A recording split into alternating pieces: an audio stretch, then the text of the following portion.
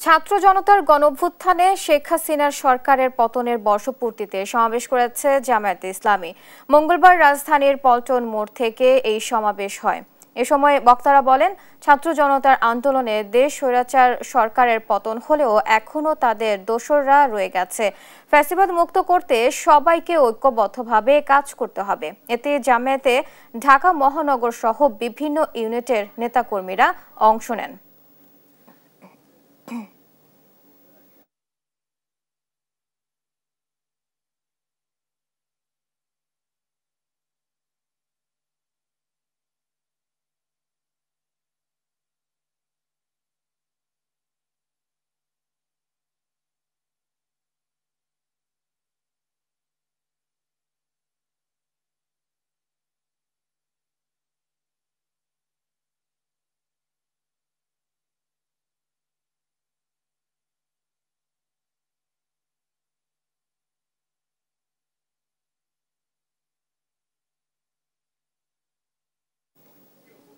গণঅভ্যুত্থানের বর্ষপূর্তিতে রাজধানীর পল্টন মোড়ে সমাবেশ করছে জামায়াতে ইসলামী। সেখানকার পরিস্থিতি জানাতে সরাসরি যোগ দিচ্ছেন সহকর্মী হাসান আল মাহমুদ। হাসান, জামায়াতের কর্মসূচিতে নেতা কর্মীদের সমাগম কেমন দেখছেন জানাবেন।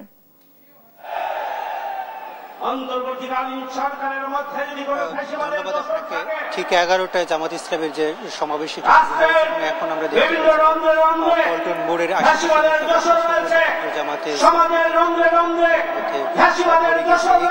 এই মুহূর্তে জামাত ইসলামের ঢাকা মহানগরীর দক্ষিণের আমির নুরুল ইসলাম বুলবুল সহ কেন্দ্রীয় নেতৃবৃন্দ তারা যেটি বলছিলেন যে জামাত ইসলামের যে আজকে জুলাই অভ্যুত্থানে যে ঘোষণাপত্র প্রকাশ করা হবে সেই ঘোষণাপত্র যদি সাধারণ মানুষের প্রতিফলন না থাকে, সাধারণ মানুষের আশা আকাঙ্ক্ষার প্রতিফলন না থাকে, তাহলে তারা কিন্তু সেটিকে প্রত্যাখ্যান করবে, এমনটাই কিন্তু হুঁশিয়ারি দিয়েছেন। একই সাথে তারা দাবি জানাচ্ছেন যে 1 বছরেও শেখ হাসিনা পালিয়ে যাওয়ার পরেও কিন্তু আসলে তার যে বিচার প্রক্রিয়া সেটি কিন্তু এখন পর্যন্ত আনুষ্ঠানিকভাবে শুরু করা যায় না। এই বিচারের যে অগ্রগতি সেটি কিন্তু খুব বেশি লক্ষ্য করা যাচ্ছে না বলে অভিযোগ করছেন এখানকার যারা বক্তব্য রাখছেন এমন নেতা কর্মীরা। তারা যদি বলছেন যে শেখ হাসিনা আসলে পালিয়ে গিয়েছে, কিন্তু তার দোসররা এখন পর্যন্ত বিভিন্ন জায়গায় তারা অবস্থান গ্রহণ করেছেন এবং তারা এখন পর্যন্ত সেটির কোন রকম বিচার সম্পূর্ণ করতে পারেন অন্তর্বর্তীকালীন সরকার। ফলে এই এখন দায়িত্ব সরকারের যে তাদেরকে এই বিচারের মুখোমুখি করাতে হবে এবং বিচার সম্পূর্ণ করে নির্বাচন করতে হবে।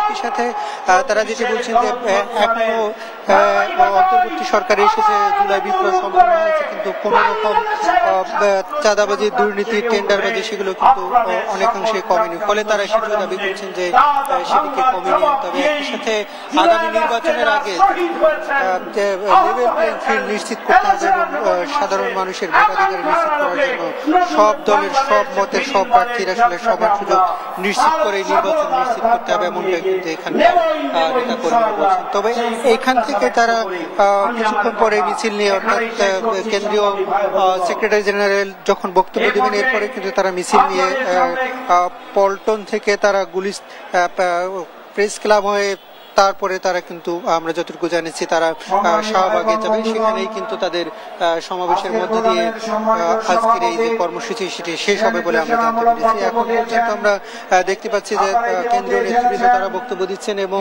এর আগে আমরা দেখেছি জামাত ইসলামের ঢাকা মহানগরী উত্তর তারা মিছিল সমাবেশ করেছে। একসাথে ছাত্র শিবির ঢাকা বিশ্ববিদ্যালয়ে তারা সাইকেল রেডি করেছে এবং ঢাকা মহানগরী তারাও কিন্তু বিক্ষোভ সমাবেশ করেছে এই দিনটিকে উদযাপন উপলক্ষে। গত বছর আজকের এই দিনে শেখ হাসিনা এবং তার সরকারের পতন হয়েছিল এবং সেই দিন থেকে স্মরণ করতে দেখতে পাচ্ছি যে সারা ঢাকা শহরে বিভিন্ন রাজনৈতিক দল, সামাজিক সংগঠন, স্বেচ্ছাসেবী সংগঠন তারা কিন্তু সমাবেশ করছে, দিনটিকে স্মরণ করছে এবং তারা যেটি দাবি করছে যে এই সমাবেশে মধ্য দিয়ে আসলে জুলাই অভ্যুত্থানের যে পূর্ণাঙ্গ বিচার সেটিকে শেষ করবেন এবং অন্তর্বর্তী সরকারকে একটি চাপ দেয়া যাতে করে বিচার সম্পন্ন করে দ্রুত নির্বাচনের দিকে যায় এবং একটি নিরপেক্ষ নির্ধারিত নির্বাচনের সরকারের পর